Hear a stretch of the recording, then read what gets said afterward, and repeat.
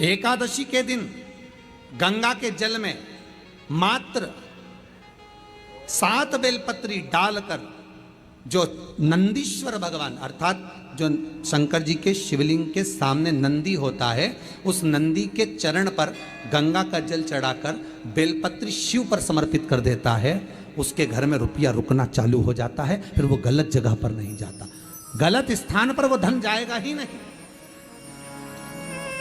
बेटा अगर व्यसन में पड़ा हुआ है, मदिरा पान में पड़ा हुआ है, मांसाहार में, जुए आदि में जा रहा है, तुम्हें लग रहा है कि मेरा बेटा गलत मार्ग पर जा रहा है, ये मित्र दोस्ती गलत हो रही है, वो सही जगह पर आ जाए। तो हो रही है 30,000 रुपये महीना, 40,000 रुपये महीना कमा कर लेकर भी आ रहा है। कमाई तो आपकी हो रही है, 30-40 हज़ार रुपये महीना आप कमा रहे हो, 50,000 रुपये महीना, 1 लाख, 2 लाख, 4 लाख रुपये आप कमा भी रहे हो, पर आया और चला गया, उसका क्या करोगे?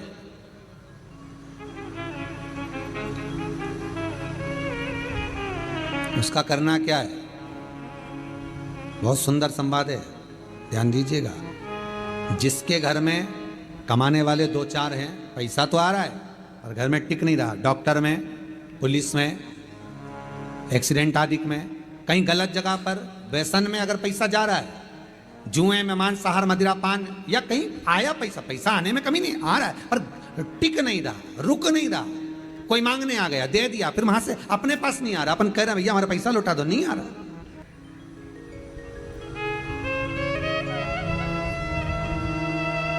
करना है एकादशी।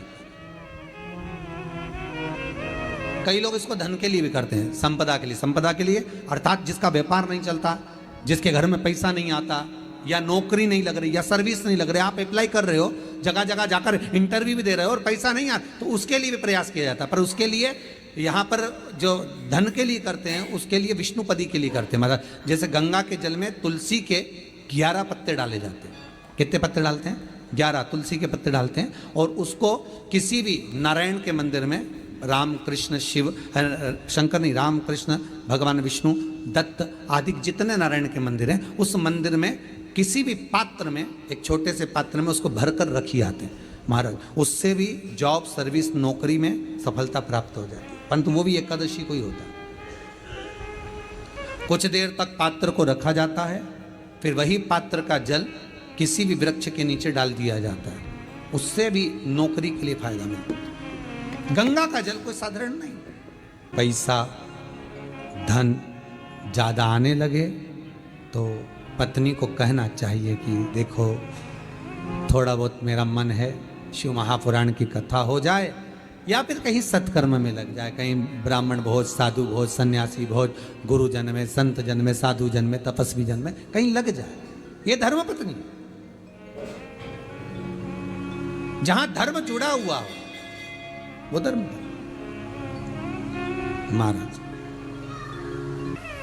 कुछ तिथियां होती हैं, जिन तिथियों में अगर आप रोज गंगा का जल शंकर को नहीं चढ़ा सकते, तो शिव महापुराण कथा कहती है, स्कंद पुराण कहती है, विष्णु पुराण कहती है, गर्ग संहिता कहती है, गीता पुरुष गोरखपुर का कल्याण का गंगा अंक कहता है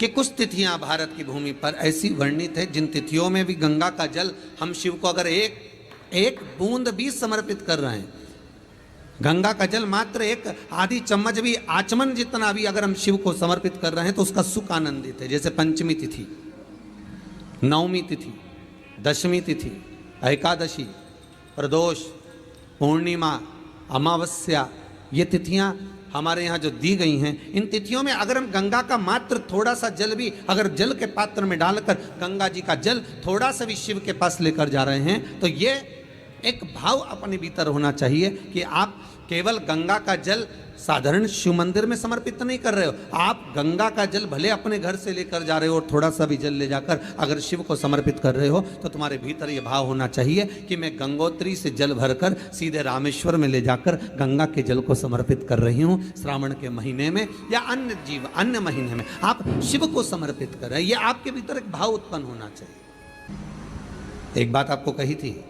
गुरु महिमा में कि घर से जब निकला करो ना, तो भगवान देवाधिदेव महादेव का नाम लेकर श्री शिवाय नमस्तुभ्यम, घर से जब निकलो कोई कार्य के लिए जा रहे हो तो आप श्री शिवाय नमस्तुभ्यम का स्मरण कर कर जाइए। आप किसी काम के लिए आगे बढ़ रहे हो, श्री शिवाय नमस्तुभ्यम का स्मरण कर कर जाइए। जिस समय आपके मुख से श्री शिवाय नमस्तुभ्यम का स्मरण हो जाए, या शिवलिंग का स्पर्श हो जाए, या शंकर का अनुमोदन कर कर ओम नमः शिवाय बोलकर, या राम बोलकर, कृष्ण बोलकर, शिव बोलकर, आपके भीतर जो रमा हुआ है, आप राम को मानते हैं, आप राम को मत माने, हम मना नहीं करेंगे। आप कृष्ण को माने तो कृष्ण को माने, हम मना नहीं करेंगे। आपका दिल जिससे लगे, आपका चित्त वृत्ति जिससे लगे, और उस पवित्र भूमि में ना जाने कितने साधक, कितने साधु, कितने तपस्वी, कितने संत, कितने महात्मा, कितने जोगी, कितने सन्यासी, कितने ब्राह्मण जन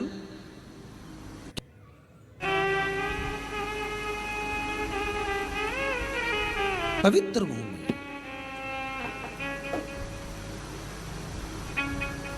और उस पवित्र भूमि में ना जाने कितने साधक, कितने साधु, कितने तपस्वी, कितने संत, कितने महात्मा, कितने जोगी, कितने सन्यासी, कितने ब्राह्मण जन, कितने विद्वत जन इस भारत की भूमि पर भ्रमण करते रहते हैं, तप साधना करते रहते हैं, उपासना करते रहते हैं, मंत्र जाप स्मरण करते रहते हैं। और जब उनका मंत्र जाप का फल इस भूमि पर प्राप्त होता है तो यहाँ की जो रज है, यहाँ की जो धूल है, यहाँ की जो माटी है, वो सुख का अनुभव करा देती है, एक आनंद का अनुभव करा देती है। श्री भागीरथ बाबा गंगा जी को लेकर आए।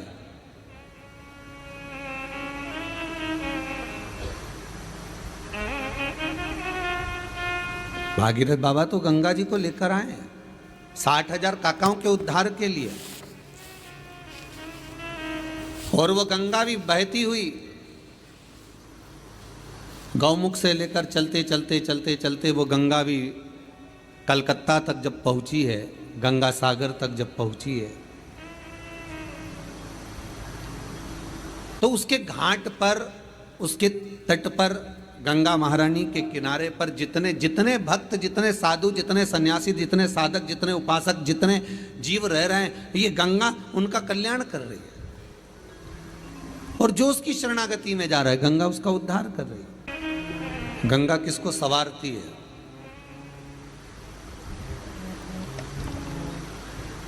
किसी ने कहा कि प्राण छूटे और गंगा जी में ले जाकर अस्थियों को छोड़ दो तो गंगा मोक्ष देती है। विष्णु पुराण में, गर्ग संहिता में,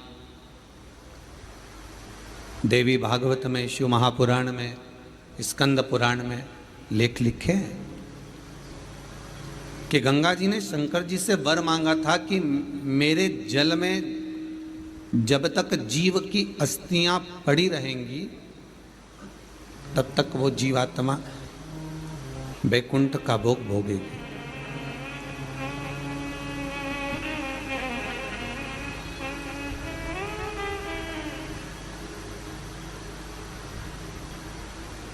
पर गंगा जी ने एक बात और कही है, शिव महापुराण में आपने श्रवण करा ना करा, पर एक बात और गंगा जी कह रही हैं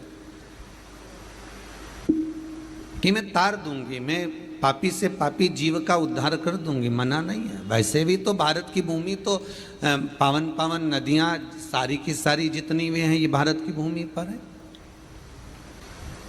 ये भारत माता पर विराजमान है। सारे के सारे पावन तीर्थ इस भारत की भूमि पर विराजमान है।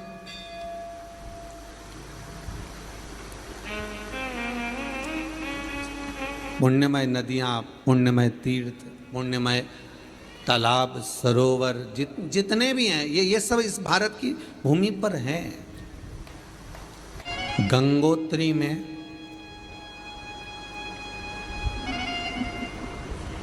आप लोग गए होंगे, कई लोग गंगोत्री, बद्रीनाथ के जो 4 धाम हैं, यमुनोत्री, गंगोत्री, केदार और बद्रीनाथ। विष्णु पुराण में कहा 3 तरह से मरे हुए व्यक्ति की गति नहीं है, उसको मोक्ष नहीं है। पहला, पानी में डूब कर मरा हुआ। दूसरा, सर्प के डसे से मरा हुआ। तीसरा, स्त्री के हाथ से, नारी के हाथ से मरा हुआ व्यक्ति। इसकी गति नहीं है, मोक्ष नहीं है इसकी। इनकी गति केवल एक है, वो है शिव महापुराण की कथा। अगर कोई पानी में डूबकर मर भी गया है, उसके परिवार का, उसके कुल का व्यक्ति अगर एक बार शंकर की कथा भले यहाँ आकर ना सुने, टीवी के सामने भी बैठकर सुन रहा। नमस्तुभ्यम, हर हर महादेव। पूरा वीडियो देखने के लिए धन्यवाद। वीडियो को लाइक करें और वीडियो को ज़्यादा से ज़्यादा लोगों में शेयर करें, ताकि सभी लोग इस उपाय का फल प्राप्त कर सकें, उपाय करके अपने जीवन में लाभ प्राप्त कर सकें। और चैनल को सब्सक्राइब करें। भगवान भोलेनाथ आपकी मनोकामना पूर्ण करे। श्री शिवाय नमस्तुभ्यम, हर हर महादेव।